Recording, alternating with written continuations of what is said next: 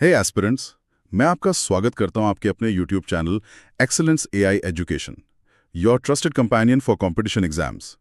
इस वीडियो में आपको मिलेगा अवार्ड्स एंड ऑनर्स पुरस्कार का स्मार्ट स्टडी सक्सेस फॉर्मूला, जहां ईयर, फील्ड, पर्सन और कंट्री सब कुछ मेमोरी हैक्स के साथ क्लियर होगा। एस्पिरेंट्स, एंड तक देखना, लास्ट में मिलेगा सुपर मेमोरी ट्रिक। तो चलिए शुरू करते हैं बिना किसी डिले के। तो चलिए आज भारत के सबसे प्रतिष्ठित सम्मानों की दुनिया में एक गहरी छलांग लगाते हैं। जी। ये सिर्फ नाम नहीं है, ये वो मील के पत्थर हैं जो किसी भी कॉम्पिटिटिव एग्जाम के सिलेबस का एक नॉन नेगोशिएबल हिस्सा है। बिल्कुल। शुरुआत करते हैं भारत के सर्वोच्च नागरिक सम्मान भारत रत्न से। जी। इसकी स्थापना हुई थी 2 जनवरी 1954 को। ये सम्मान कला, साहित्य, विज्ञान, खेल और जनसेवा, हाँ, खेल और जनसेवा में असाधारण और सर्वोच्च स्तर की सेवा के लिए दिया जाता है। बिल्कुल। और यहाँ 1954 की तारीख पे गौर करना बहुत जरूरी है। ये सिर्फ एक साल नहीं है, एक तरह से ये एक सोच है। अच्छा। देखिए, आज़ादी के बाद भारत अपनी पहचान बना रहा था। जो ब्रिटिश राज के सम्मान थे, जैसे नाइट कमांडर या राय बहादुर, वो अब बेमानी हो चुके थे। सही बात है। तो देश को अपने नायकों को सम्मानित करने के लिए अपने प्रतीकों की जरूरत थी। भारत रत्न और पद्म पुरस्कारों की स्थापना उसी राष्ट्र निर्माण की प्रक्रिया का एक बहुत ही अभिन्न अंग थी। ये सिर्फ पुरस्कार नहीं बल्कि एक आजाद देश का अपने नायकों को थैंक यू कहने का तरीका था। एग्जैक्टली। क्या बात है, ये कॉन्टेक्स्ट समझना तो बहुत ही जरूरी है। तो पहले प्राप्तकर्ता थे महान स्वतंत्रता सेनानी और भारत के आखिरी गवर्नर जनरल सी राजगोपालाचारी जी। उनके साथ डॉक्टर सर्वपल्ली राधाकृष्णन और वैज्ञानिक सीवी रमन भी थे। हाँ, और हाल ही में 2024 में 5 महान हस्तियों को ये सम्मान मिला है, जिनमें पूर्व उप प्रधानमंत्री लालकृष्ण आडवाणी जी और बिहार के पूर्व मुख्यमंत्री कर्पूरी ठाकुर जी शामिल हैं। जी। एक और दिलचस्प फैक्ट जो मुझे लगता है एस्पिरेंट्स को पता होना चाहिए, संविधान के अनुच्छेद 18(1) के तहत इसे नाम के आगे या पीछे उपाधि यानी टाइटल की तरह इस्तेमाल नहीं किया जा सकता। एग्जैक्टली। और एग्जाम्स के पर्सपेक्टिव से कुछ और की पॉइंट्स हैं जो बहुत जरूरी हैं। बताइए। पहला, ये सम्मान सिर्फ भारतीयों तक ही सीमित नहीं है। 1987 में सीमांत गांधी खान अब्दुल गफ्फार खान और 1990 में नेल्सन मंडेला को भी। हाँ, नेल्सन मंडेला को भी ये सम्मान दिया गया। ये भारत की विदेश नीति और मानवीय मूल्यों के प्रति उसकी प्रतिबद्धता को दर्शाता है। सही। और दूसरा पॉइंट, खेल के क्षेत्र में ये सम्मान पाने वाले पहले और एकमात्र खिलाड़ी सचिन तेंदुलकर हैं। ये दिखाता है कि खेल को भी राष्ट्र सेवा के बराबर ही महत्व दिया गया है। 1954 में ही हुई थी। जी, उसी साल। ये देश के दूसरे, तीसरे और चौथे सबसे बड़े नागरिक सम्मान हैं। इनमें 3 श्रेणियां हैं, एक क्लियर हायरार्की में, एक पदानुक्रम में। जी। सबसे ऊपर है पद्म विभूषण, जो असाधारण और विशिष्ट सेवा के लिए है। फिर है पद्म भूषण, उच्च क्रम की विशिष्ट सेवा के लिए। और अंत में है पद्मश्री, किसी भी क्षेत्र में विशिष्ट सेवा के लिए। एस्पिरेंट्स, यहाँ एक स्मार्ट स्टडी मेमोरी हैक है जो अक्सर कंफ्यूजन दूर करता है। अच्छा, वो क्या है? इस हायरार्की को याद रखने का सबसे आसान तरीका है शब्दों के आकार को देखना। विभूषण सबसे बड़ा शब्द है तो ये दूसरे नंबर पर है। अच्छा। भूषण उससे छोटा है तो तीसरे पर, और श्री सबसे छोटा है तो चौथे पर। अरे वाह! तो क्रम बनता है भारत रत्न, पद्म विभूषण, पद्म भूषण, पद्मश्री। एग्जाम्स में अक्सर इन्हें जंबल करके सही क्रम पूछा जाता है, और ये छोटी सी ट्रिक आपके मार्क्स सेव कर सकती है। बहुत बढ़िया। तो ये थे वो सम्मान जो शांति काल में देश के निर्माण में योगदान के लिए दिए जाते हैं। लेकिन उन वीरों का क्या जो देश की रक्षा के लिए अपना सब कुछ दांव पर लगा देते हैं? सही सवाल। यहां आते हैं वीरता पुरस्कार यानी गैलेंट्री अवार्ड्स। ये 2 तरह के होते हैं, युद्धकालीन और शांतिकालीन। सही। और युद्धकाल का सर्वोच्च वीरता पुरस्कार है परमवीर चक्र पीवीसी। इसकी स्थापना 26 जनवरी 1950 को हुई थी, जिस दिन भारत गणतंत्र बना। जी हाँ, उसी दिन। इसे दुश्मन के सामने अदम्य साहस और आत्म बलिदान के लिए दिया जाता है। ये इतना दुर्लभ और प्रतिष्ठित है कि इसे विक्टोरिया क्रॉस के भारतीय समकक्ष के तौर पर स्थापित किया गया था। और इसके पहले प्राप्तकर्ता थे मेजर सोमनाथ शर्मा। उनकी कहानी तो रोंगटे खड़े कर देने वाली है। बिल्कुल। 3 नवंबर 1947 बड़गाम की लड़ाई। उनकी कंपनी पाकिस्तानी कबायलियों से घिरी हुई थी, 700 लोग, और मेजर शर्मा के पास सिर्फ 50 जवान थे। सिर्फ 50? हाथ में प्लास्टर बंधा होने के बावजूद वो एक पोस्ट से दूसरी पोस्ट तक मतलब जवानों का हौसला बढ़ाते रहे। शहीद होने से ठीक पहले उनका आखिरी संदेश था, दुश्मन हमसे सिर्फ 50 गज दूर है, हम अपनी 1 इंच जमीन भी पीछे नहीं हटेंगे। ये होता है जज्बा।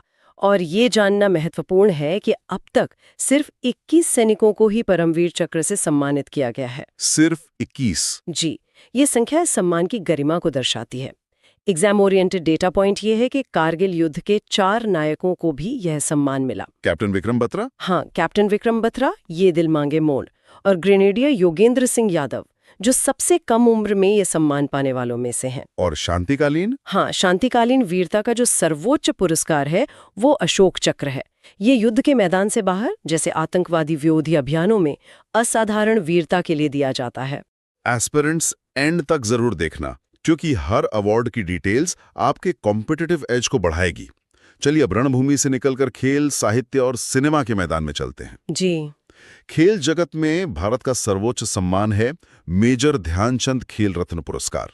इसकी स्थापना 1991-92 में हुई थी और इसका पुराना नाम राजीव गांधी खेल रत्न पुरस्कार था। हाँ, और इसके पहले विजेता थे शतरंज के जादूगर ग्रैंड मास्टर विश्वनाथन आनंद। बिल्कुल। ये पुरस्कार किसी खिलाड़ी को पिछले 4 सालों में अंतर्राष्ट्रीय स्तर पर शानदार और उत्कृष्ट प्रदर्शन के लिए दिया जाता है।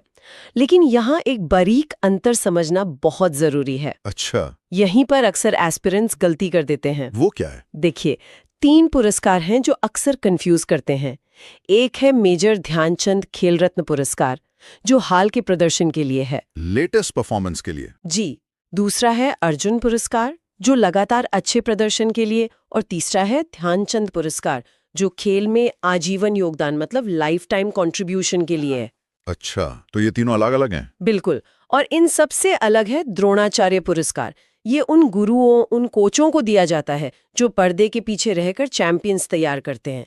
ये डिस्टिंक्शन समझना आपको परीक्षा में दूसरों से बढ़त दिला सकता है। बहुत ही जरूरी पॉइंट है ये। अब खेल के मैदान से निकलकर शब्दों की दुनिया में चलते हैं। साहित्य की दुनिया में भारत का सर्वोच्च सम्मान है ज्ञानपीठ पुरस्कार। जी। 1961 में टाइम्स ऑफ इंडिया के प्रकाशक साहू शांति प्रसाद जैन द्वारा स्थापित ये पुरस्कार भारतीय संविधान की 8वीं अनुसूची में शामिल किसी भी भारतीय भाषा में उत्कृष्ट साहित्यिक योगदान के लिए दिया जाता है। और ज्ञानपीठ पुरस्कार से जुड़े कुछ तथ्य तो सीधे एग्जाम में आते हैं, जैसे कि इसके पहले विजेता कौन थे? जीएस शंकर कुरूप। बिल्कुल, मलयालम लेखक जी शंकर कुरूप, जिन्हें 1965 में उनके काव्य संग्रह ओटक कुशल के लिए ये सम्मान मिला। एक और क्लासिक सवाल, हिंदी साहित्य के लिए पहला ज्ञानपीठ पुरस्कार किसे मिला? सुमित्रा नंदन पंत को। हाँ, सुमित्रा नंदन पंत को 1968 में उनकी कृति चिदम्बरा के लिए। और करंट अफेयर्स के लिहाज से 57वां ज्ञानपीठ पुरस्कार कोंकणी लेखक दामोदर मौजो को प्रदान किया गया है। और अब बात सिनेमा की। भारतीय सिनेमा का सबसे प्रतिष्ठित और सर्वोच्च सम्मान दादा साहेब फाल्के पुरस्कार। जी। इसकी शुरुआत 1969 में दादा साहेब फाल्के के जन्म शताब्दी वर्ष पर हुई थी। डोंट स्किप एक भी पॉइंट आपके मार्क्स बढ़ा सकता है। तो सवाल ये उठता है कि ये पुरस्कार उन्हीं के नाम पर क्यों है? ये एक शानदार सवाल है। धुंडीराज गोविंद फाल्के, जिन्हें हम दादा साहेब फाल्के कहते हैं, वो भारतीय सिनेमा के पितामह हैं। Father of Indian cinema. जी। उन्होंने 1913 में भारत की पहली पूरी लंबाई वाली फीचर फिल्म राजा हरिश्चंद्र बनाई थी। वो सिर्फ निर्देशक ही नहीं थे, वो प्रोड्यूसर, स्क्रीन राइटर, एडिटर सब कुछ थे। अच्छा। इसीलिए भारतीय सिनेमा में आजीवन योगदान के लिए दिया जाने वाला सर्वोच्च सम्मान उनके नाम पर है। यह सिर्फ एक पुरस्कार नहीं, बल्कि एक विरासत का सम्मान है। फंटास्टिक। इसकी पहली विजेता थीं अभिनेत्री देविका रानी। जी। और तब से लेकर आज तक अमिताभ बच्चन, रजनीकांत, लता मंगेशकर जैसी अनगिनत महान हस्तियों को ये मिल चुका है।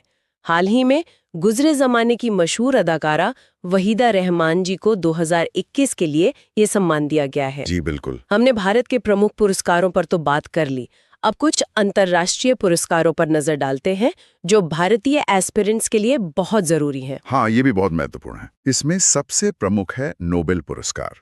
इसकी शुरुआत 1901 में एल्फ्रेड नोबेल की वसीयत के अनुसार हुई थी।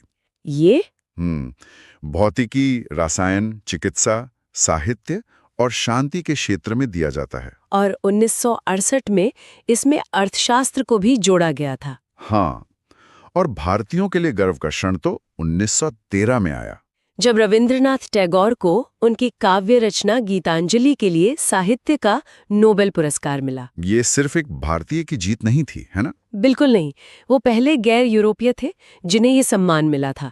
इसने रातों रात भारतीय साहित्य और दर्शन को विश्व मंच पर स्थापित कर दिया। ये एक कल्चरल माइलस्टोन था। सही कहा।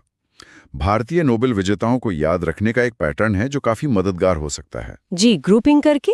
हाँ, आप उन्हें क्षेत्र के अनुसार ग्रुप बनाकर याद रख सकते हैं। जैसे शांति के क्षेत्र में 2 भारतीय हैं, मदर टेरेसा 1979 में और कैलाश सत्यार्थी 2014 में। जी। अर्थशास्त्र के क्षेत्र में भी 2 हैं, अमर्त्य सेन 1998 और हाल ही में अभिजीत बनर्जी 2019। और विज्ञान में सीवी रमन और वेंकटरमण रामकृष्णन। एग्जैक्टली। इस तरह ग्रुप बनाकर याद रखना बहुत आसान हो जाता है। बिल्कुल। इसके अलावा कुछ और अंतर्राष्ट्रीय पुरस्कार हैं जिनका नाम और क्षेत्र मैच करने के लिए अक्सर पूछा जाता है, जैसे साहित्य के लिए प्रतिष्ठित बुकर पुरस्कार। Booker prize. हाँ, पत्रकारिता, साहित्य और संगीत रचना के लिए दिया जाने वाला प्रतिष्ठित पुलित्जर पुरस्कार, जिसे पत्रकारिता का ऑस्कर भी कहते हैं। अच्छा। और जिसे कंप्यूटर विज्ञान का नोबेल कहा जाता है, वो है ट्यूरिंग पुरस्कार। इन तीनों के नाम और उनके फील्ड एस्पिरेंट्स को पता होने ही चाहिए। जैसा कि हमने शुरू में वादा किया था, अब बारी है सुपर मेमोरी ट्रिक की। लास्ट में एक मेमोरी हैक मिलेगा और वो अब आ गया है। बिल्कुल, इस मेमोरी हैक को हम कहते हैं द 1954 ट्रियो। The 1954 trio? जी, इसे ध्यान से सुनिए। आपको याद रखना है कि वर्ष 1954 भारतीय पुरस्कारों के इतिहास में एक मील का पत्थर है, एक लैंडमार्क ईयर है। इस एक अकेले साल में 3 बड़े और प्रतिष्ठित पुरस्कारों की स्थापना हुई थी। 3? हाँ, 3। पहला भारत रत्न, देश का सर्वोच्च नागरिक सम्मान।